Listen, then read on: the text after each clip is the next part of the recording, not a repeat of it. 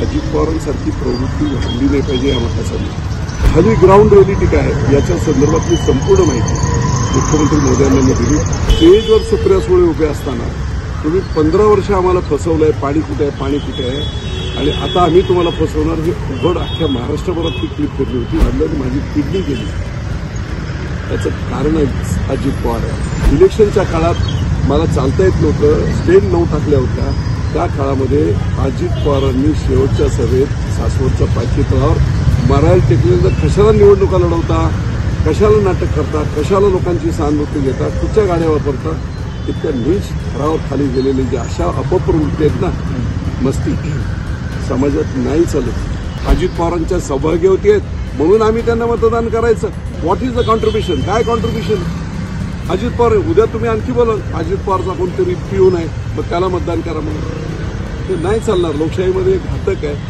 काल बऱ्याच प्रमुख कार्यकर्ते, निवडून आलेले जिल्हा परिषद सदस्य, तालुका पंचायत सदस्य, नगरसेवक, मोठे पदाधिकारी, अशा सर्वांचं आम्ही आदरणीय मुख्यमंत्री आमचे नेते यांना भेटलो। त्यांना ग्राउंड रिअलिटी काय, जमिनी स्तरावर काय अवस्था, पवार वर्सेस पवार, परंतु पवार वर्सेस जनता हा जो काही विरोधी मतदान जे आहे त्यांना संधीच मिळत नाही मतदान करण्याची, आणि म्हणून लोक नाराज आहेत। नोटाला देखील आपण मतदान करू पण यांना करणार नाही अशी मानसिकता असल्यानंतर लोकशाहीमध्ये आपण योग्य त्या मतदारांना मतदान करण्यासाठीची संधी उपलब्ध करून द्यावी, यासाठीचा हा प्रयत्न आहे, हेही त्यांना सांगितलं। त्याच्याबरोबर महायुतीचं टार्गेट आहे बारामतीचं, आणि मग आज खाली ग्राउंड रिअलिटी काय आहे याच्या संदर्भातली संपूर्ण माहिती मुख्यमंत्री मोदयांनी दिली। आपण इतर नेत्यांशी चर्चा करावी।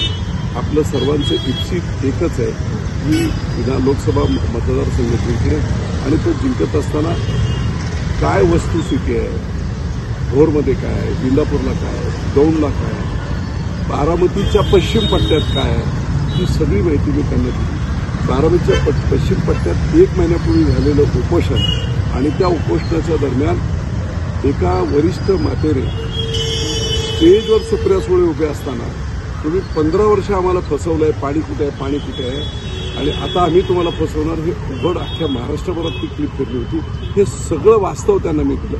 मी जोपर्यंत या थर्ड पर्याय लोकांना उपलब्ध नव्हता तोपर्यंत चर्चा आणि रिपोर्ट्स हे सरकारला पोलिसांच्या मार्फत फक्त दोघांच्या बद्दलच गेले असते। अपोजिट विरोधी जे मतदार आहेत त्याच्याबद्दलची काही भावना ती रिपोर्ट्समधून गेलेलीच नाही। आपण आता येणारे जे रिपोर्ट्स आहेत सगळे ते रिपोर्ट्स द्यावे, वस्तुस्थिती जाणून घ्यावी, अशा प्रकारची विनंती मी त्यांना केली। त्याच्यानंतर जो तुम्हाला वाटेल तो तुम्ही निर्णय। पण मग तुम्ही तुमच्या भूमिकेवर ठाम आहात? असं आहे, अजित पवारांसारखी प्रवृत्ती वाढली नाही पाहिजे या मतासाठी।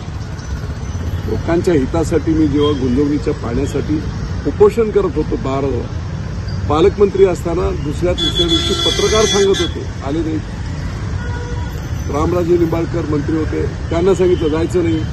मुख्यमंत्री पृथ्वीराज चव्हाण होते, ते मला बोलले हे काय करणार आम्ही, हे दोन्ही डिपार्टमेंट त्यांच्याकडे आहेत। न आल्यामुळे क्रिएटिव्ह वाढलं आणि माझी किडनी गेली, याचं कारण अजित पवार आहे। अख्ख्या महाराष्ट्राला माहिती आहे, माझ्या मतदारसंघाला किडनी गेली, किडनीमुळे हार्ट गेलं, हार्टमधून एवढे मोठे ओपन हार्ट सर्जरी मला करावी लागली, आजही मी डायलिसिसवर आहे। एवढं सगळं असताना इलेक्शनच्या काळात मला चालता येत नव्हतं, स्टेज 9 टाकल्या होत्या, त्या काळामध्ये अजित पवारांनी शेवटच्या सभेत सासवडच्या पालखी तळावर मरायला टेकलेलं, कशाला निवडणुका लढवता, कशाला नाटक करता, कशाला लोकांची सहानुभूती घेता, कुठच्या गाड्या वापरता, इतक्या नीच थरावर खाली गेलेले जे अशा अपप्रवृत्ती आहेत ना, मस्ती समाजात नाही चालत।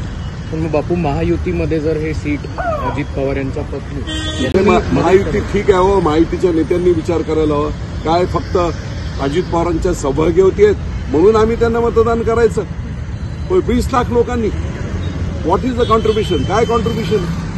अजित पवार, उद्या तुम्ही आणखी बोलाल अजित पवारचा कोणतरी पिऊन आहे मग त्याला मतदान करा म्हणून, ते नाही चालणार। लोकशाहीमध्ये घातक आहे पूर्णपणे। त्यांनी घराणेशाही संपवली पाहिजे। हा आदरणीय पंतप्रधान नरेंद्र मोदींचा जो कन्सेप्ट आहे देशभरात लोकशाहीला धोका आहे घराणेशाही, ती संपवली पाहिजे। मुख्यमंत्री आणि उपमुख्यमंत्री यांच्याशी या संदर्भात ही चर्चा होईल. तुम्ही रिपोर्ट दिलेला आहे. सगळेच दिलेलं आहे, त्याच्यानंतर चर्चा केली. मुख्यमंत्र्यांनी जर तुमचं आणि अजित पवारांचं मनोमिलन घालून देण्याचा प्रयत्न केला तर हे मनोमिलन होईल का? बघू.